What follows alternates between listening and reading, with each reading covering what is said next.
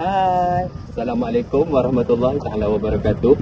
Hari ini kami akan membentangkan dan mengongsikan sedikit tentang keciciran pelajar dalam pendidikan. Selepas berlakunya pandemik COVID-19 yang menyebabkan berlakunya Perintah Kawalan Pergerakan di seluruh dunia, termasuk juga di Malaysia, data menunjukkan peningkatan dalam keciciran pelajar dalam pendidikan serta terdapat segolongan pelajar dan sebilangan besar pelajar yang mula berhenti sekolah. Data menunjukkan bahawasanya terdapat seramai 21,000 pelajar di Malaysia mula berhenti sekolah selepas berlakunya pandemik COVID-19. Perkara ini berlaku atas faktor-faktor yang tertentu. Jom kita bergerak kepada faktornya. Faktor prasarana yang tidak mencukupi juga telah mengakibatkan jurang pencapaian pelajar bandar dan luar bandar berlaku. Keadaan bilik darjah yang tidak kondusif telah mengganggu konsentrasi pelajar untuk belajar. Sebagai contoh, bilangan kerusi dan meja yang tidak mencukupi dan kekurangan sumber rujukan di pusat sumber. Hari ini menghilangkan minat mereka terhadap pelajaran. Prasarana atau infrastruktur yang baik penting untuk persekitaran berkualiti kepada pelajar dan pihak sekolah sebagai asas kepada pembangunan model insan seimbang dari segi jasmani, emosi, rohani, sosial maupun intelek. Kerajaan memainkan peranan penting bagi memastikan institusi pendidikan di bawah kementerian mempunyai prasarana dan infrastruktur yang lengkap bagi memenuhi kehendak era pendidikan abad ke-21.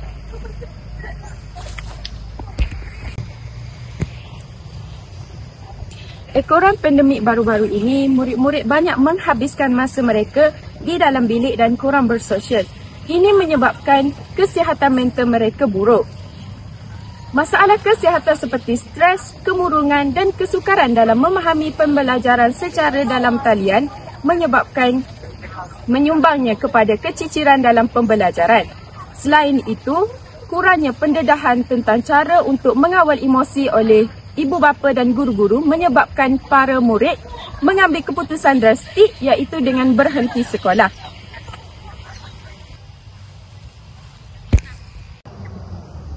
Faktor yang seterusnya adalah ketidaksepadan aksen. Apabila sekolah mempunyai sesuatu kekosongan bagi sesuatu subjek, guru yang mempunyai jadual yang lebih ringkas terpaksa mengambil mata pelajaran tersebut untuk diajar. Kesannya, guru itu tidak mempunyai kemahiran untuk menarik minat murid untuk belajar di dalam subjek tersebut.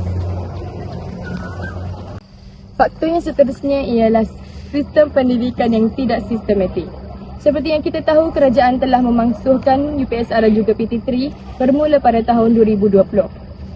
Oleh itu, ramai murid-murid yang telah beranggapan bahawa perkara ini adalah perkara yang sia-sia dan tidak lagi penting. Mereka berfikir bahawa buat apa pergi ke sekolah jika tiada peperiksaan akhir. Mereka tidak boleh tengok sejauh mana kebolehan mereka setelah mereka belajar sepanjang tahun persekolahan itu. Baiklah, faktor seterusnya ialah faktor desakan keluarga. Selepas berlakunya Perintah Kawalan Pergerakan, banyak syarikat yang mula membuang pekerja-pekerja mereka lalu menyebabkan banyak keluarga mula hilang punca pendapatan. Hal ini menyebabkan ibu bapa mula memaksa anak mereka untuk bekerja bagi menyara hidup keluarga mereka. Akibat pekerjaan yang terlalu banyak, anak-anak mulai tertekan dan tidak dapat menguruskan masa dengan sebaiknya. Hal ini menunjukkan bahawasanya ibu bapa amatlah cetek kerana tidak memikirkan masa depan anak-anak yang lebih cerah jika meneruskan bidang mereka dalam pendidikan. Baiklah. Faktor yang seterusnya ialah faktor kemiskinan. Seperti yang kita tahu, semasa dan selepas era pandemik COVID-19, sistem pendidikan telah berubah dengan banyak meluangkan masa untuk belajar di dalam talian. Kaedah pengajaran dan pembelajaran di rumah PDPR dilihat kurang efektif berbanding pengajaran dan pembelajaran secara bersemuka kerana ia tidak membantu murid, terutama mereka yang menghadapi masalah membeli gadget dan internet.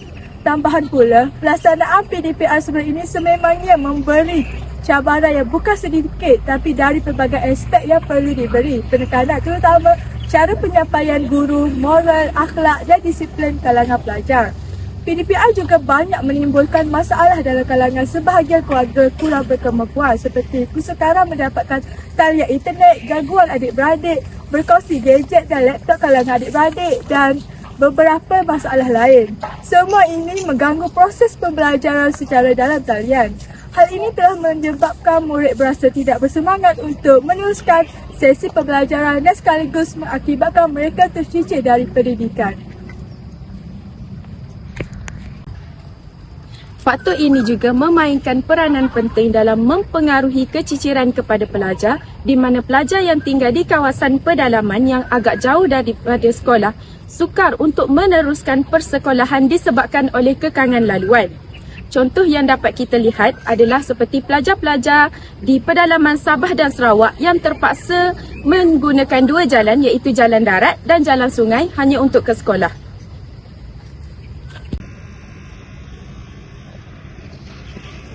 Faktor yang seterusnya adalah berpengaruh dengan rakan sebaya.